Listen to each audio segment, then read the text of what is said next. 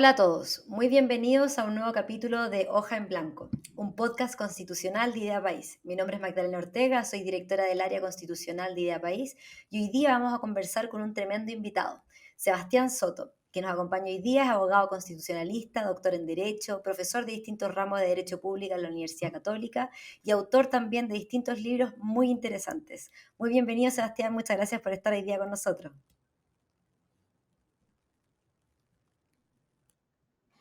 Hola Magdalena, muchas gracias por la invitación. Bueno, hoy día la invitación a Sebastián se la hicimos porque queríamos conversar a propósito de su más reciente libro que se llama La Hora de la Reconstitución, un libro que editó hace poco Ediciones UC y que viene al callo con la discusión más importante que tenemos. Estamos muy próximos a la elección del 11 de abril, ¿no es cierto?, donde vamos a tener a los convencionales que van a redactar la próxima constitución. Entonces, mi primera pregunta es, ¿cuál fue el proceso de escritura, las principales motivaciones para escribirlo?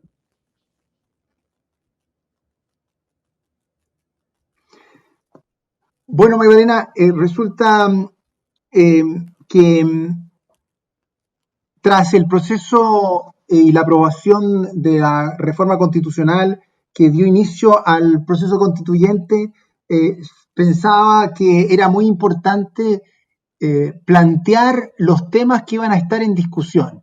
Y una forma de hacerlo me pareció que podía ser un libro dirigido a un público amplio, que explicara con un lenguaje sencillo cómo habíamos llegado al debate constitucional y a la cuestión constitucional que estábamos enfrentándonos, y también cuáles eran los temas que posiblemente debía definir la convención y en los cuales iba a haber una discusión. Como esto ocurre muy pocas veces en las historias de los países, me parecía que un libro podía contribuir entonces a que las personas interesadas pudieran tener acceso a esa información. Y junto con eso llegó la pandemia nos encerró a todos, entonces me permitió, encerrado en mi casa, codo a codo con mis niños y mi familia aquí, escribir este libro en los meses de encierro. Perfecto. Y en el libro tú haces un recorrido histórico también, ¿no es cierto? Donde vas mostrando todo el proceso de configuración, de cómo se gestó la Constitución del 80 y básicamente tratar de responder la pregunta de cómo llegamos hasta donde estamos hoy día, ¿no es cierto? No para todos era una solución evidente que de la crisis social íbamos a terminar en una nueva Constitución, pero hay un momento que a mí me gustaría como rescatar de ese recorrido histórico, que es, ¿no es cierto?, el origen, la Constitución del 80, se hacen ciertos paquetes de reforma, ¿no es cierto? Entonces en 1989 empieza a regir la Constitución, pero profundamente reformada, en 2005 de nuevo, y reformas que fueron bastante icónicas. Tú de hecho pones una anécdota ahí, ¿no es cierto?, de cómo el profesor Alejandro Silva Bascuñán dejó de hacer clase en 1980 y vuelve a hacer clase en 1989 creyendo en el fondo que esta era una nueva constitución, etcétera. Pero a pesar de todo eso, de lo icónico que fue el 2005, nada de esto pareciera que fue suficiente. En tus palabras, ¿qué pasó? ¿O qué entonces, qué es lo que faltó? Yo sé que abordas un poco eso en el libro, pero para contarle a los que nos escuchan. No, por supuesto.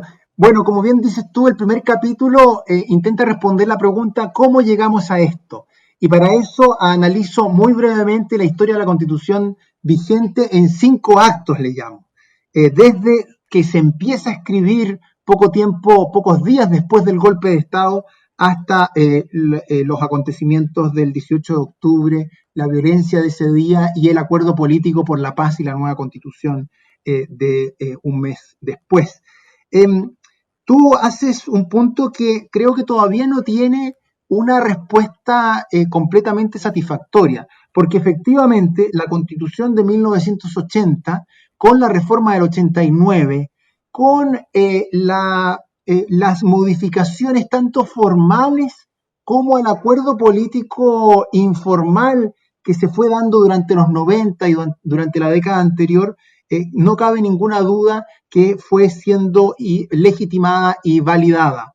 Todos sabemos que las constituciones son cuerpos vivos, que no están atadas completamente a la voluntad original, que se desatan muchas veces muy tempranamente de las intenciones de aquellos que la escribieron.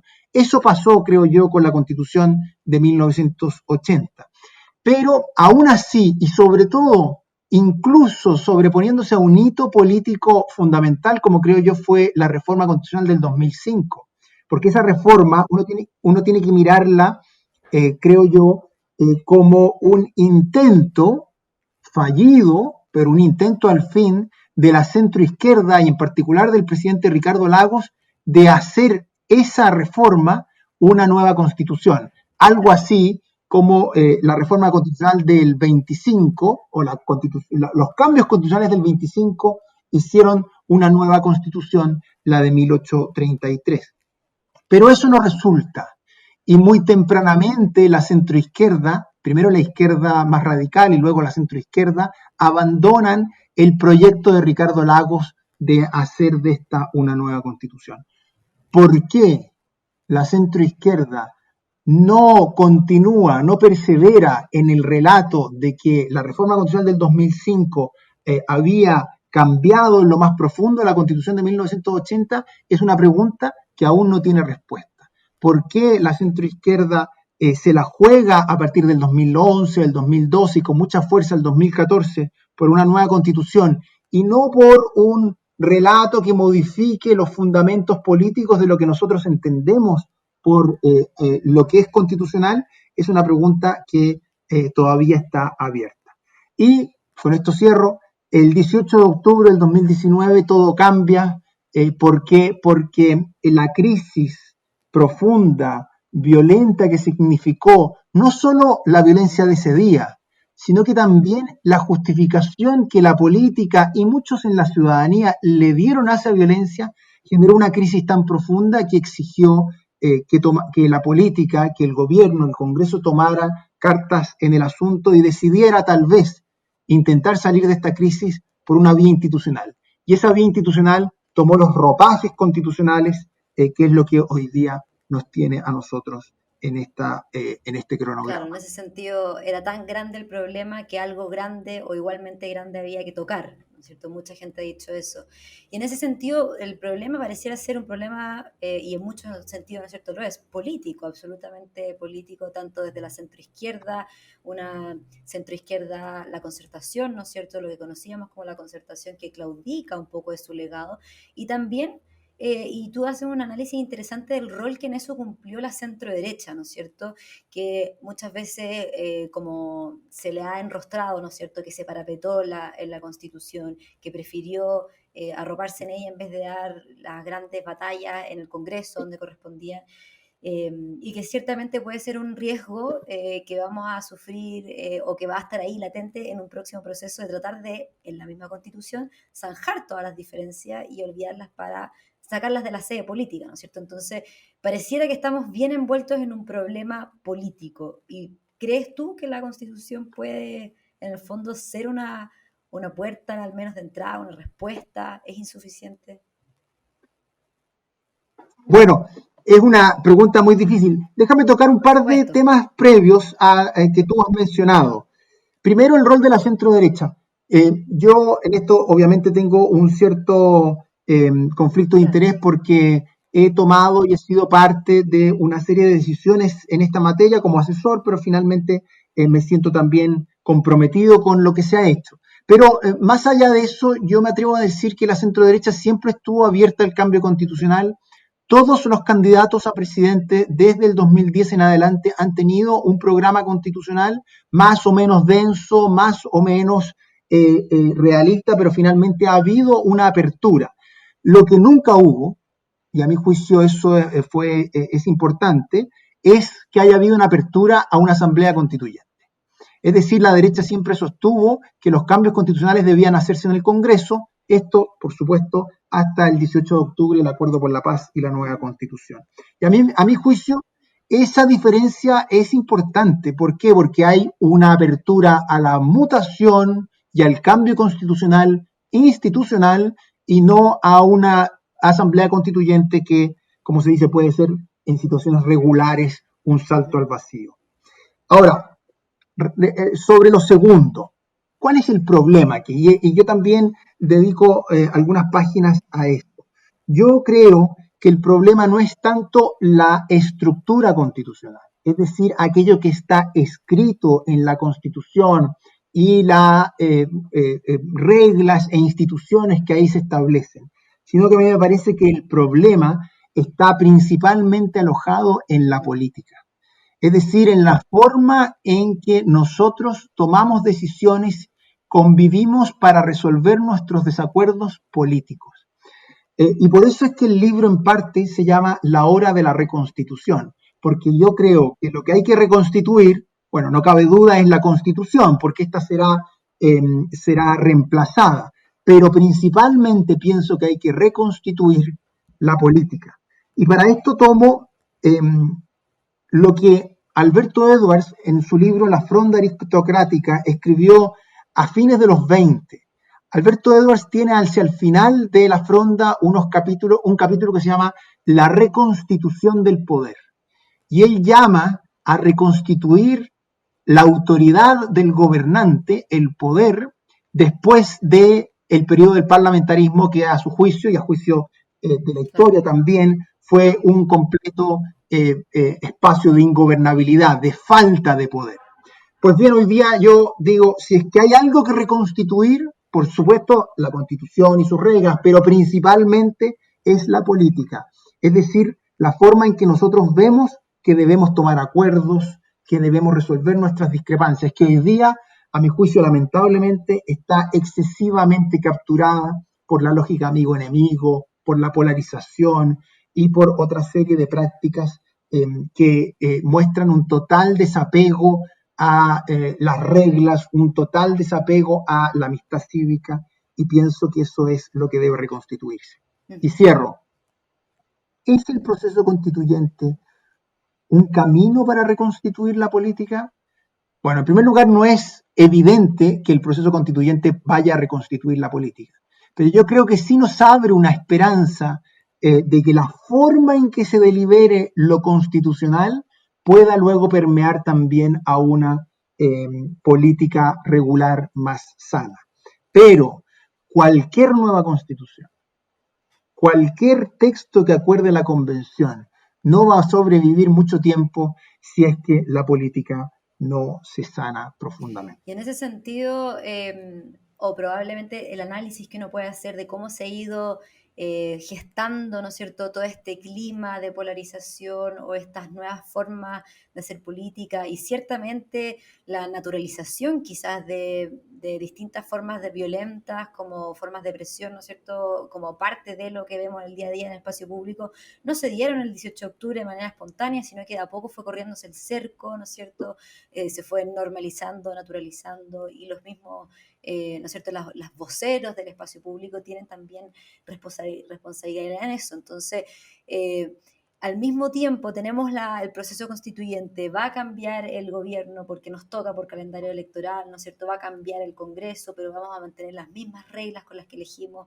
a los políticos, ¿no es cierto? Entonces, hay harto sobre la balanza, y también hay hartas expectativas que le pesan a este nuevo proceso constituyente. Hay otros autores que también lo han dicho. Por ejemplo, el mismo Fernando Atria considera que esta política es culpa de la Constitución del 80.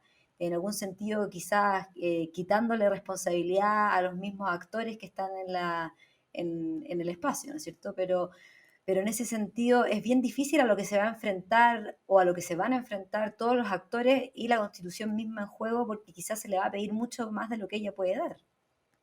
¿No te parece?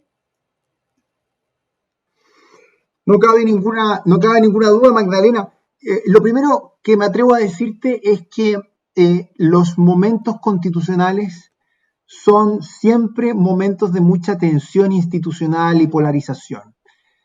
Por eso exige una especial atención a intentar resguardar un ambiente de deliberación lo más normal posible. ¿Por qué? Porque la historia muestra que los momentos constitucionales son, como dice Elster, los peores momentos para deliberar. Pero bueno, son estos los momentos en que se hacen las constituciones. Entonces cualquier persona debiera preocuparse especialmente de que sus llamados, sus posiciones y sus planteamientos, sepan que el ambiente en el cual estos van a ser escuchados es un ambiente más polarizado. Algo así como lo que decía Joaquín García Huidobro en su último libro, hay mucho pasto seco, hay mucho pasto seco. Ahora, hay otro punto que tú planteas, que es esto de que la culpable de la política actual es la Constitución de 1980. Yo creo que eso es una mirada excesivamente simplista que, como ya estamos acostumbrados, le atribuye a la Constitución del 80 todos los problemas que tenemos. Una Claro. Constitución que es como el trauco, ¿no? Es decir, cualquier problema es culpa de la Constitución del 80. Pero claramente eso no es así. La política de los 90 era una política que asumía mucho más un sentido de responsabilidad que la que hoy día conocemos. La convivencia política de los 90, no obstante estar tan próxima a los odios y distancias del gobierno de Pinochet, a las violaciones a los derechos humanos, a la relación entre víctimas y victimarios en un mismo espacio. Pues bien, a pesar de todo eso, la política de los 90 fue una política mucho más madura, mucho más sana. ¿Qué es lo que transformó la política hoy? Bueno, es un fenómeno mundial, no hay que desconocerlo, pero también es un cierto desprecio a la convivencia, a los acuerdos y al pasado. Y yo en eso atribuyo gran responsabilidad a una izquierda más extrema que coquetea con la violencia, que justifica cuestiones que nos parecen hoy día que son completamente indecentes y que polariza mucho más los ánimos. Y que, digámoslo, esto no lo digo exclusivamente respecto de la izquierda, pero sí que hay una cierta farandulización también de la política. Y eso es una cuestión que yo creo que debemos atender con especial atención. En ese sentido, uno de los temas que tú tocas dentro del libro son temas que van a ser más o menos debatidos, ¿no es cierto? O intensos, más o menos intensos los debates. Y uno muy relacionado, ¿no es cierto?, ha sido y muy en boga también a propósito del 18 de octubre, ha sido sobre el régimen de gobierno. Incluso ya hubo personas, ¿no es cierto?, que decían que el gran culpable de esta crisis social y política era un régimen de gobierno extremadamente rígido, que concentraba el poder excesivamente en una sola figura, etcétera. Lo han llamado hiperpresidencialismo, ¿no es cierto? En ese sentido, una de las grandes cosas que se va a discutir ciertamente va a ser el régimen de gobierno. ¿Tú qué opinión te merece todo esto? ¿Es, a tu juicio, la figura del presidente o el presidencialismo como lo conocemos el gran culpable? ¿O a veces hay una mirada un poco miope que olvida que hay más elementos en el sistema político?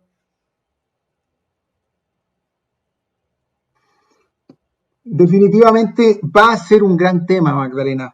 Pienso que a pesar de que tal vez no sea eh, una de las materias que hoy día ante la opinión pública despierte mayor pasión o mayor discusión, incluso a veces puede omitirse o olvidarse decisiones como esta, no cabe duda que la convención y cada uno de los convencionales rápidamente tomará conciencia de que la discusión sobre el régimen de gobierno es vital, porque al final lo que busca es responder una pregunta fundamental, que es cómo gobernamos, cómo tomamos nuestras decisiones, cómo resolvemos nuestras discrepancias y cómo ejercemos el poder.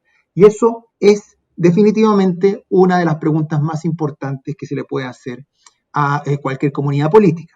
Ahora, dicho eso, la discusión hoy día creo que todavía no adquiere la profundidad que debe, porque hay una cierta ola, una cierta moda semipresidencialista que a mí me preocupa.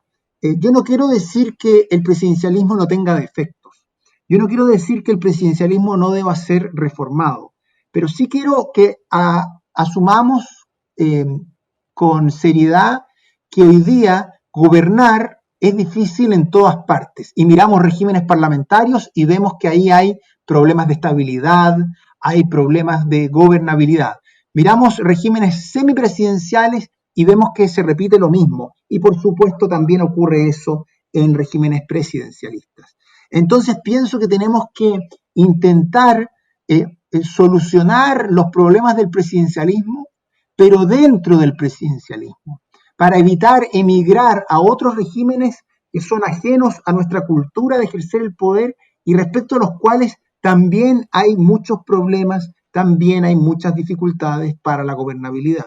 Y pienso que modificar nuestro régimen de gobierno dentro del presidencialismo nos ofrece una cierta continuidad con la forma que tenemos los chilenos, no solo la política, sino que los chilenos de entender cómo se ejerce el poder y de responsabilizar a quien ejerce el poder.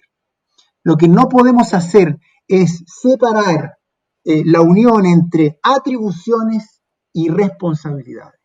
En alguna medida el régimen semipresidencial lo que hace es separar atribuciones para el jefe de gobierno de las responsabilidades que ante la ciudadanía, que creo es lo importante, las asume el presidente. Y pienso que eso no es adecuado. Me parece que hay otra serie de efectos de los regímenes semipresidencialistas y parlamentaristas, y pienso también que hay diversas modificaciones que puede hacerse al régimen, al sistema presidencial. Pero por el momento me quedo ahí con estas ideas generales. Perfecto. Y para entrar, ahondar un poco más en eso, ¿cuál sería, a tu juicio, como el mayor cambio o en qué sentido deberíamos intentar modificar el presidencialismo para que sea quizás la mejor versión de lo que puede ser hoy día?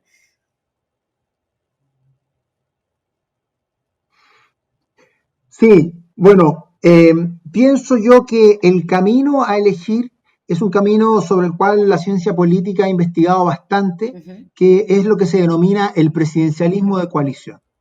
Es decir, generar un sistema presidencial que incentive al presidente de la República a generar coaliciones mayoritarias en el Congreso. ujú, ¿Y por qué? Por al menos tres razones. La primera es porque me parece que nuestra discusión sobre el régimen electoral es muy importante, pero nuestro sistema electoral multipartidista está tan arraigado como nuestro sistema presidencial. Es decir, yo pienso que va a ser difícil superar el multipartidismo, así como va a ser difícil superar el presidencialismo. ujú. Y por eso mismo, entonces, y aquí la segunda razón, es que tenemos que generar un régimen presidencial, un sistema semipresidencial que logre en un escenario multipartidista conseguir mayorías legislativas con el presidente de la República.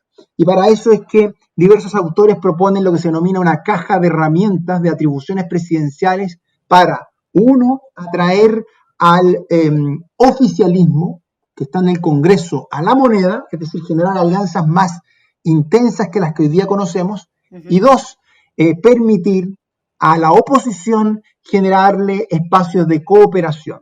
Yo creo que ambas son importantes para fortalecer la relación presidente y gobierno, perdón, presidente y Congreso, y también para facilitar la decisión legislativa. Pero, y con esto termino, Ujú. eh, nada de esto afecta a la decisión de gobierno.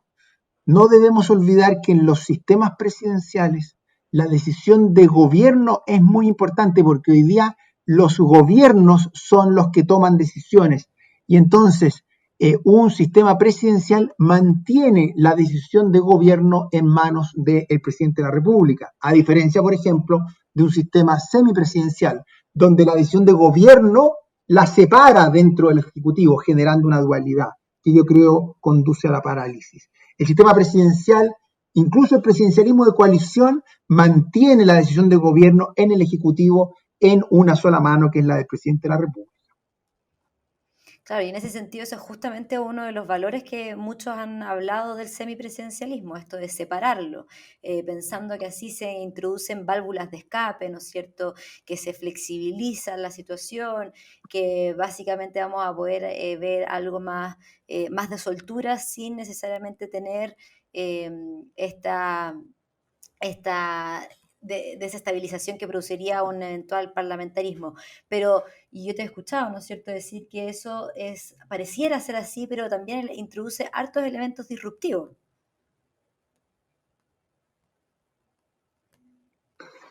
Por supuesto, Magdalena, como lo bien lo dices, a mí me parece que esa flexibilidad que se menciona y a que tú haces referencia, en la práctica puede rápidamente transformarse en inestabilidad.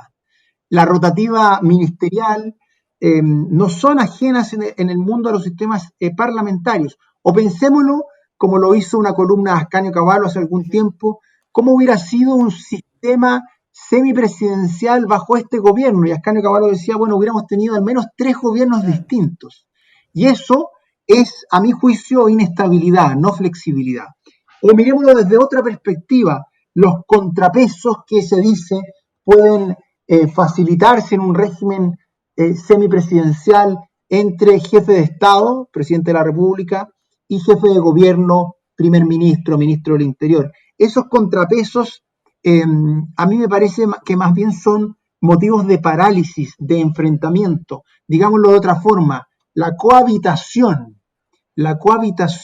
en los regímenes semipresidenciales es una fatalidad o es un defecto muy profundo. Por eso, entre otras cosas, los franceses hace ya casi una década modificaron su sistema semipresidencial para evitar la cohabitación. Para evitar la cohabitación es que, por ejemplo, generaron elecciones en sistemas electorales uninominales, cuestiones que yo creo para nosotros sería muy difícil de aceptar. Y entonces esa cohabitación que algunos ven como un contrapeso, yo la veo como una parálisis para el gobierno. Y la parálisis en los gobiernos, que son los que tienen que ejecutar las políticas hoy, es un gran Claro, problema. ciertamente no serviría de nada la parálisis hoy día en un gobierno, por ejemplo, para enfrentar la pandemia, el coronavirus y como muchas otras situaciones que van ocurriendo. Toda la razón, Y bueno, en toda la ese sentido yo razón. creo que hay un punto que tocaba antes que decía que es verdad, hasta ahora no ha sido uno de los debates más intensos, ¿no es cierto? Esta parte que se conoce como el diseño orgánico, pero porque muchas veces o bueno, los otros debates parecen ser más interesantes, están más en boga, más en la boca de la gente, ¿no es cierto? Sobre todo el tema de los derechos, sobre todo en un mundo hoy día cuando hablamos de que está poblado, ¿no es cierto?, el lenguaje de derechos, pero si es que no se toma en serio el debate sobre el diseño orgánico, mucho de lo otro, ¿no es cierto?, mucho del debate que pareciera más interesar va a quedar o podría quedar en la ineficacia. En ese sentido, más allá del régimen de gobierno, ¿hay algún otro elemento que tú crees que es clave para la discusión?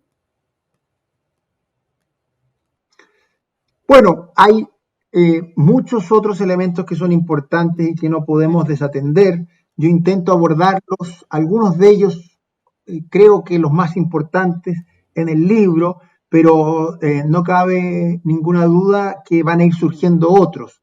Si es que yo tuviera que resumirlos muy rápidamente, pienso que también va a haber una discusión importante relacionada con el poder entre Santiago y regiones, es decir, todo lo que implica la descentralización, y también entre, digamos, mayorías y órganos contramayoritarios. Hay, por esas cosas de la vida, en Chile muy extendido una idea crítica de las instituciones contramayoritarias, pero al final las constituciones, el constitucionalismo es un elemento contramayoritario. Pienso que ahí también va a haber una discusión que va a ser necesario abordar. Y a nivel de derechos, como muy bien dices tú, hoy día las promesas de campaña y electorales o toman la forma normalmente de derechos. Y yo pienso que eso es también un problema, porque inflar de derechos la Constitución, llenar la Constitución de aspiraciones, será sin duda una complejidad para el ejercicio de la política el día de mañana, para la judicialización que pueda venir y para las expectativas. Hay además también una serie, y con esto cierro, una serie de, llamemos, intereses eh, específicos que se buscan llevar a la Constitución, así como si la Constitución fuera un receptáculo de aspiraciones de grupos de Claro. interés. No niego la legitimidad de muchos de ellos y tampoco niego la importancia de los temas que cada uno de ellos puede levantar, pero de ahí a que eso requiera constitucionalizar aspiraciones, sueños, espacios protegidos, me parece que es un error y nos va a llevar también a una constitución un poco de compartimientos estancos, que creo puede ser también una complejidad. Perfecto, ya vamos terminando esta conversación que ha estado muy interesante y por eso solamente una última pregunta, Sebastián. El 11 de abril, como ya dijimos, está a la vuelta de la esquina, entonces pronto vamos a saber quiénes van a ser los que van a conformar esta convención, que tiene la titánica tarea de tomar todas estas definiciones. Si tú pudieras hablarle a los convencionales que salgan electos, ¿qué les dirías? Bueno, muchas cosas, pero yo primero me atrevo a decirles que es muy importante que tomen conciencia de la responsabilidad que están asumiendo. Es decir, que asuman su función con sentido de responsabilidad.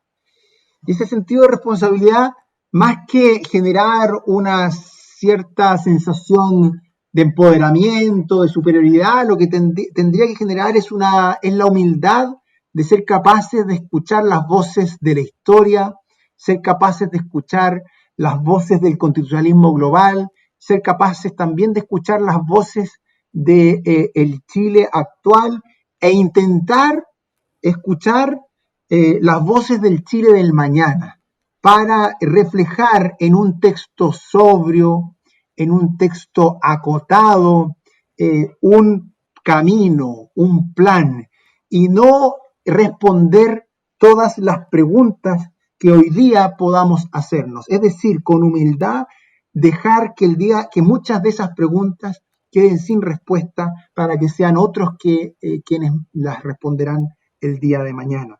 Y eso requiere entonces sentido de responsabilidad, requiere humildad y también requiere temple, requiere un carácter especial para saber que aquello que se está emprendiendo es una obra colectiva que también se hace cargo de lo que otros ayer escribieron y de lo que otros mañana intentarán interpretar de lo que hoy se escribió. Entonces ese carácter, ese sentido de responsabilidad, esa humildad me parece que es muy importante. Pero quiero agregar una cosa más. En la convención, siguiendo una categoría que dibujó hace algunos años un profesor de Princeton que se llama Walter Murphy, en la convención van a concurrir muchas personas, pero algunos de ellos van a tomar el rol de arquitecto o arquitecta y otros van a tomar los roles de constructores o constructoras. Yo creo que también es importante que nosotros le pidamos a esos arquitectos que van a diseñar el camino de la nueva constitución para que ésta sea de verdad un mecanismo de reconstitución, para que ésta pueda no solo ser un texto jurídico o intentar ser un texto jurídico, sino que también sea un espacio de reconstitución. Esos arquitectos que junto con los constructores, que son distintos, es decir, aquellos que van a escribir, aquellos que van a poner la obra gruesa, aquellos que van a transformar esos planos y diseños en un artículo, capítulo específico, pueden asumir un liderazgo que viene más adelante. Me parece que en la unión entre arquitectos y constructores de todos los sectores políticos que logren reunir algunas virtudes valiosas en la cosa pública, se juega el destino de nuestra constitución y, por qué no decirlo también, el destino nuestro de las próximas décadas. Perfecto, un gran consejo sin duda alguna. Así que te agradecemos mucho la oportunidad de poder haber estado conversando, Sebastián. Estuvo muy interesante la conversación. Bueno, yo quiero agradecerte a ti, Magdalena, por todo lo que hacen ahí en Idea País. Quiero agradecer a las personas que trabajan contigo, en tu equipo y en Idea País por el enorme aporte que ustedes hacen con miradas sugerentes y estimulantes a este debate constitucional. Muchas gracias. Esto fue Hoja en Blanco junto a Sebastián Soto, donde estuvimos comentando su nuevo libro, La Hora de la Reconstitución. Esto fue Hoja en Blanco, podcast de Idea País.